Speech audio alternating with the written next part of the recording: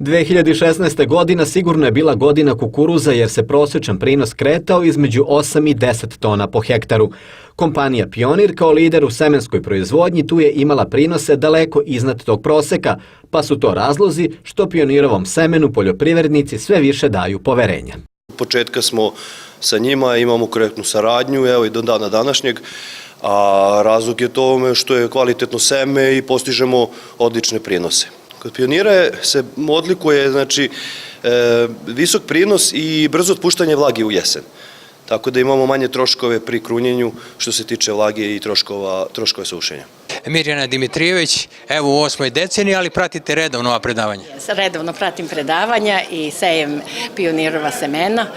Imala sam 11,40, jako mi bio dobar kukuruz ove godine. Od kada je došao na naše tržište, znači od 2002.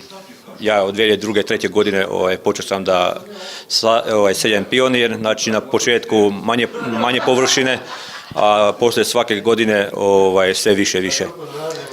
Znači sad u ukupno površini na 90% sejem Pionira.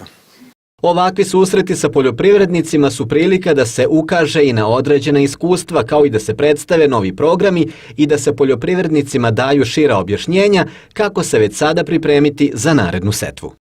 Pa svake godine želimo proizvođače da okupimo zato što u ovom periodu su manje zauzeti, imaju više vremena da im predstavimo naše proizvode i da ih upoznamo sa novim proizvodima kako bi što bolje prošli u poljoprivrednoj proizvodnji. Pionir je lider kada je u pitanju semenske kukuruza i proizvodnja kukuruza u Srbiji. Da, mi smo vodeći, lideri smo u ovom regionu našem, mi smo zastupljeni na 45% market share-a, nadam se da će to ostati tako i u budućnosti. Nije dovoljno imati samo kvalitetno seme, već je potrebno imati i kvalitetnu zaštitu. Kada je u pitanju zaštita, tu je Adama postala nekako lider u Vojvodini. Da, svakako Adama je jedan globalni svetski brend koji predstavlja jednog od najvećih svetskih proizvođača u segmentu sredstava zaštitu bilja. Kako u svetu, tako i ovde kod nas, poljoprivredni proizvođači su prepoznali to što Adama nudi, jednostavna, kvalitetna rešenja koja ispunjavaju najviše svetske standarde kada je u pitanju proizvodnja sredstava zaštitu bilja.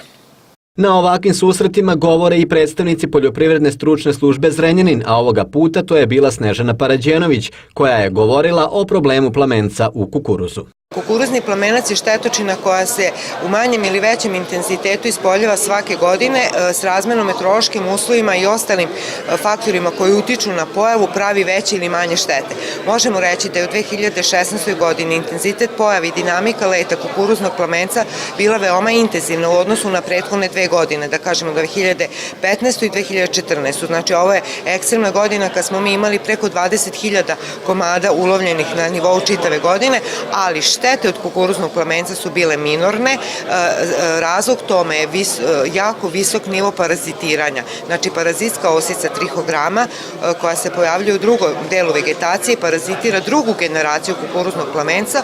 U ovoj godini je svoj posao odradila na nivou 70% ukupno parazitiranih jajnih legala, tako da proizvođači i koji nisu obavili tretman insekticidom imaju benefite zato što je ta parazitska osica trihograma uradila posao za njih. U toku ovog meseca predstavit će se i druge kompanije.